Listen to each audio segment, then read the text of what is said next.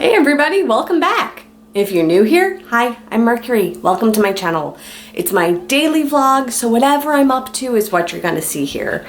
And today, I just wanted to sort of like process and recap my week. It was an adventure.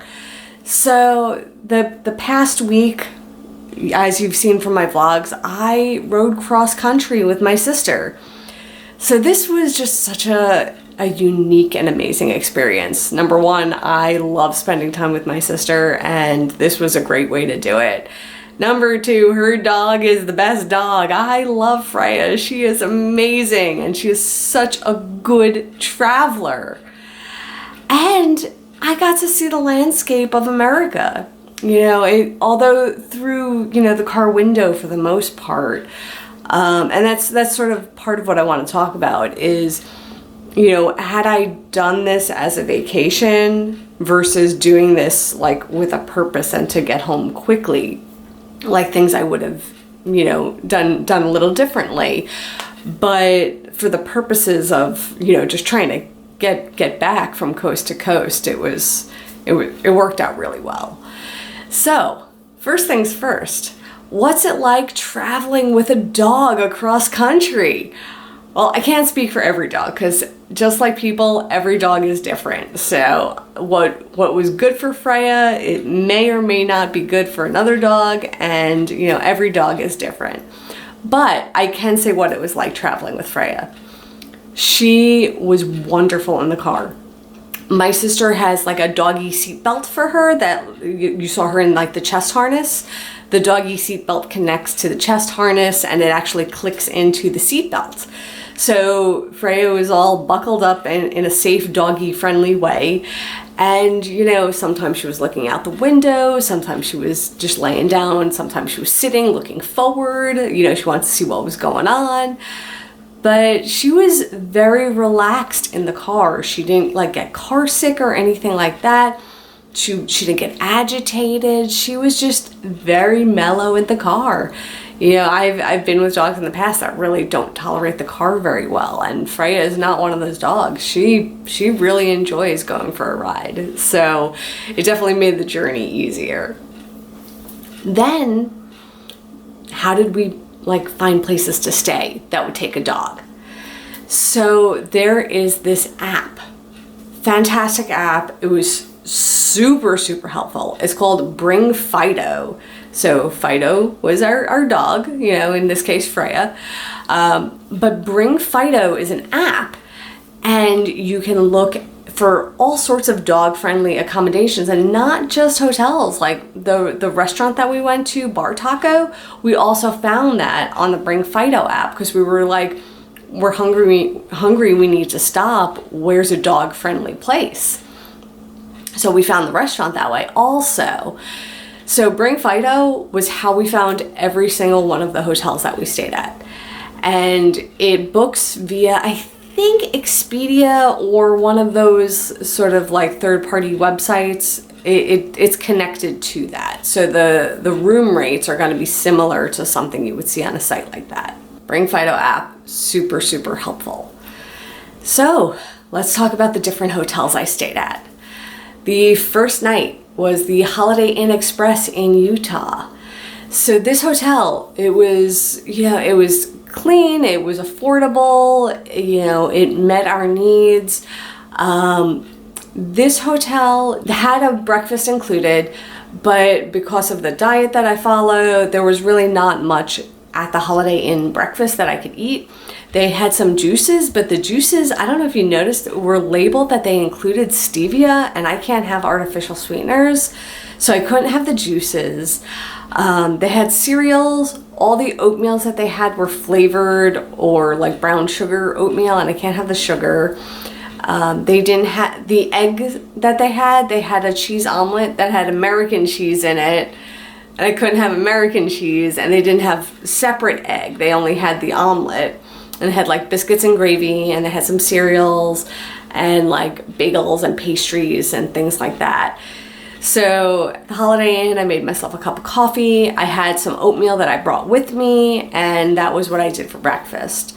My sister was able to get she was able to partake. But overall, the Holiday Inn was good. Freya enjoyed the Holiday Inn. There was some barking, but not too much because they put us at the end of the hall near an exit. So on occasion, there were people who would like come in and out via that exit. But Freya settled down and not too much barking, not too much activity outside the room. So that was the Holiday Inn experience. The second night is when we stayed at the Best Western in Lakewood, Colorado, which was just outside of Denver. Oh my gosh, this was like a total surprise. Did not know this was a dinosaur hotel. We just booked this because it was a dog-friendly, hotel, and we needed a place to stay. We pull in to like the awning, and there's like a big dinosaur in the front and like a sand pit with like dino skeleton. And I'm like, I said to my sister, there's like an archaeological dig out front. Like what's going on here? And my sister goes and checks us in, and I stay with Freya in the car. And she comes back to the car and she's like, there are dinosaurs everywhere. I'm like, what? And then we go and we pull the car around because we had a side entrance. And the side entrance we go through, there's this mural with dinosaurs and like woolly mammoths. And I'm like, this is really cool. And then we go in and we go to our room, and I see like that stairwell with the dinosaurs and like a QR code that you can scan for more information about the dinosaurs. So I was like, this is a cool place. And then I go and explore the lobby, and it's like, dino skulls and like the femurs of like brachiosauruses and the back like spine of a stegosaurus. I was like, I've never stayed in a hotel like this with so much dinosaur stuff. I felt like I was like in a Jurassic Park hotel. It was super cool. And like, this was a Best Western. I was like, I was not expecting this in the slightest. And they had a breakfast with food I could eat too. So it was like double bonus because they had scrambled eggs and they also had plain oatmeal. So I was like, yes, double win. I got food and dinosaurs. Yeah, and in addition to the eggs, they also had things like cold cereal, they had bagels and Danish, they had all sorts of stuff. So I really liked the Best Western for the theming and for the breakfast.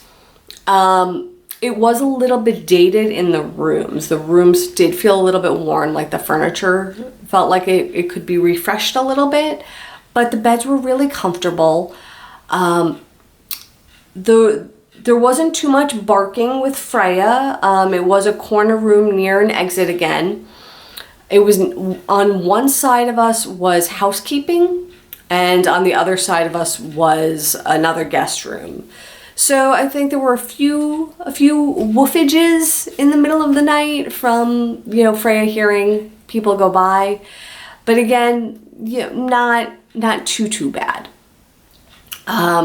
What I did notice overall is all of our rooms were on the first floor, and those tend to be the pet-friendly rooms they tend to do on the first floor. So after the Best Western, day 3, we went to Junction City, Kansas. There we stayed at the Courtyard by Marriott. Hands down, this was my favorite hotel that we stayed at. The rooms were super spacious. There was a lot of sort of like elbow room in there. But because the rooms were so spacious, Freya wasn't hearing anything going on in the hallway because she was so deep in the room that whatever was happening out there wasn't bothering her. So she actually slept that whole night without barking. So for that alone, that made it a great place to stay for me. The other thing that made it super pet friendly, that's the one that had the sliding glass door right into the courtyard where they had like the dog bags for like cleanup, so you knew it was like a dog friendly area to walk your dog, and you can go right out via sliding glass door into that courtyard.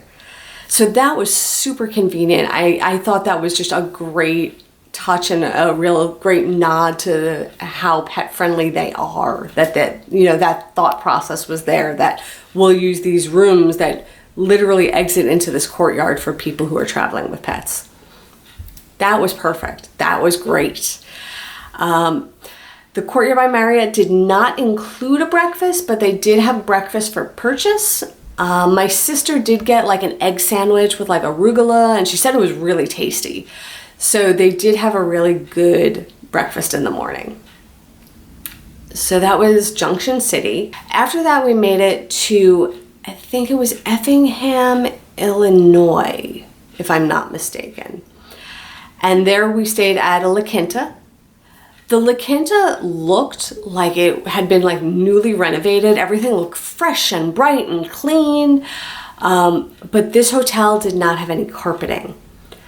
So sure, it makes sense to me because no carpeting, easier to clean. But also no carpeting means every time Freya barked, it reverberated in the room. And it was really, really, really loud and jarring when it happened in the middle of the night.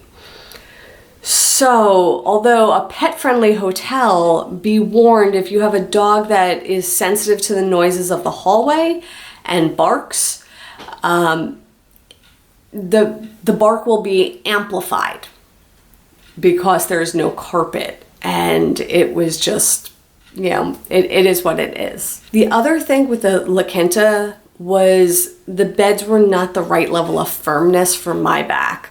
So I don't know, everybody has their own preference in mattress firmness, but for me, I woke up, not feeling my best. My lower back was achy and I had trouble getting comfortable at night.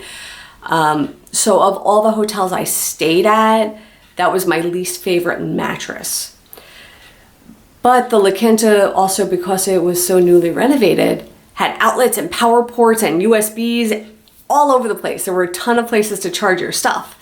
So that was awesome. So the La Quinta for me was sort of like a mixed bag. There were some like really great things. They also were the ones that had like the Paul Mitchell amenities, like the shampoo and the conditioner. So that was like really, really nice.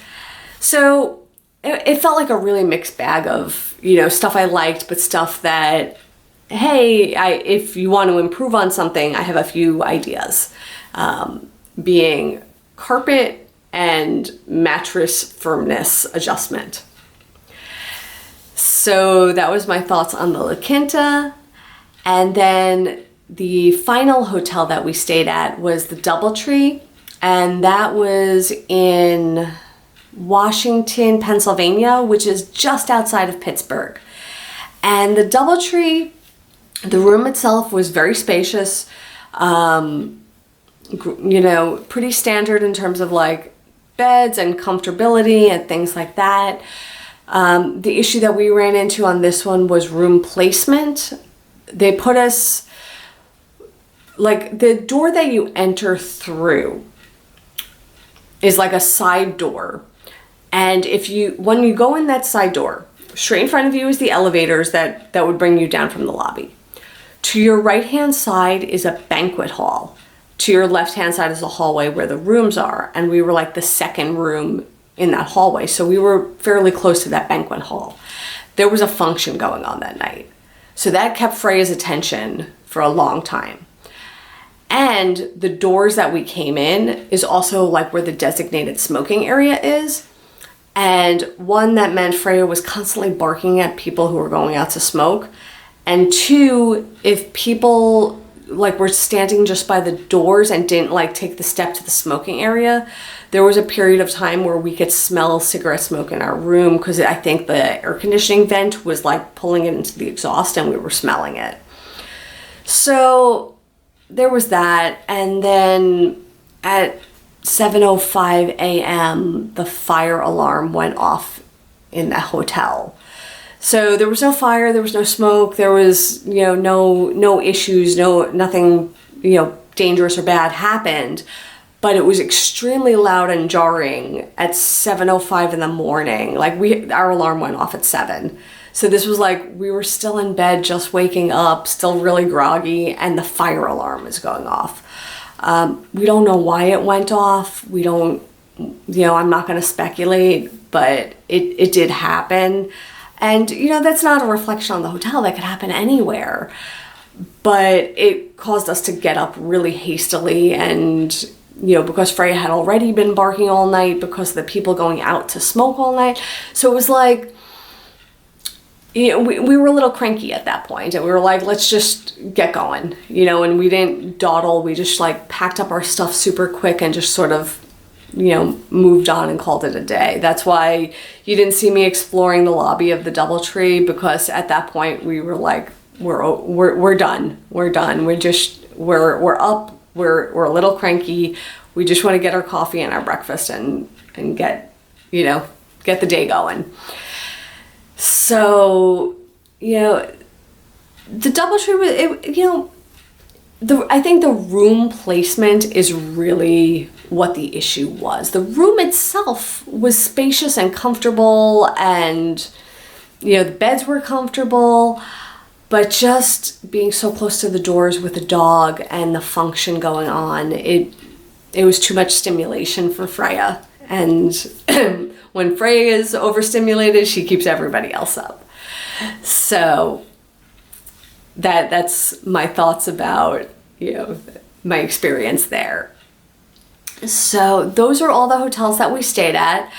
Yeah, it's also just wonderful that there are hotels out there so plentifully that accept like pets. When you're traveling with an animal, you're like, where can I go? Where can I stay? What do I do? And just, this combination of technology with the app of Bring Fido, and, that hotels are in a place where they're able to accept pets to stay with you. It's a wonderful, wonderful, wonderful thing. So those are my thoughts about the hotels I stayed at. As for the journey itself, it was so beautiful. It was so, so beautiful. The first 2 days were like, just my mind was like, what's next? What's next? Because literally every turn and bend we went around, the landscape changed, but not like a little bit, like dramatically. Like you would turn a corner and there would be like a red rocky mountainous formation. You would turn another corner and it's like flat silver rocks. And then you turn another corner and you could see the snow-capped peaks in the distance. Like just corner to corner, every like landscape changed, and it was breathtaking each time. So those first 2 days, like that approach and then going through the Rockies, oh my gosh, that was such a beautiful drive. It was pretty humorous when we found that the chip bag had inflated itself due to the altitude. What I didn't show is we ended up taking an earring and just piercing the bag to let the pressure out, and it worked. The chips did not go stale and the pressure was relieved, so the bags did not pop on us. Yeah, but driving through that area was wonderful. And then, getting to see, states that I haven't really spent much time in. I drove cross country twice before in my life, but it's been like 17 years since I've done it. So, getting to go through Kansas and to go through Illinois and Indiana and see these landscapes and seeing how the landscapes change and meld and merge into each other was so wonderful. I really, really, really enjoyed the experience. And, just getting to see parts of the country like that, if this were not a trip of just trying to get home and I was able to spend more time, there were definitely more stops I would have made. I mean, we went right alongside Vegas and we didn't stop, so that's an easy stop to make. We went through like ski country, like near Aspen. So like Vail, Colorado was one of the ski towns that we drove through. That looked like a lovely place that, in the ski season to stop. we took a rest stop in, I forget the name of the town, but there was another mountain town that we made a rest stop in, and it was so quaint and funky at the same time. I would have loved to have spent more time there. Denver, I haven't been to Denver since I was a kid. It would be really nice to get to spend a little bit of time stopping there. There were lots of road signs for like, you know, different pull-offs or like cheese, like local cheese, local wineries, a lot of sewing and quilting places. My mom would love this, but like every few miles there were like, you know, this quilting place and that yarn place and this sewing place. I would have loved to have had time to like pop into one of those shops and check that out a little bit more. We skirted by St. Louis, so I've never really spent any time in St. Louis before. I've only driven past it. Pittsburgh, similarly, we only sort of skirted around the edges of it and didn't really stop. So there were like a lot of places along the way. We also saw like billboards for like caves where you can go and you see all the stalagmites and stalactites. So like that would have been really interesting. I did not see any signs for like, you know, those stereotypical roadside attractions like the biggest ball of yarn or anything like that. Like I didn't see any of that. So I don't know where those kind of things are. But yeah, if we were going at a more leisurely pace, yeah, I would have definitely stopped at those kind of places. But we were on a mission. We were on a mission to get home. So we did it. Mission accomplished. But yeah, that's my summation and review of my journey and my thoughts about the hotels that we stayed at and what worked, what could be improved on, the journey itself. So yeah, if there's anything I didn't cover, if there's anything that you saw in any of these videos that you have questions about or want more information, let me know and I'll try to answer it or try to link you to information. And otherwise, with that, I am done for today and I will see everybody tomorrow. And until then, stay inspired by everyone. Take care.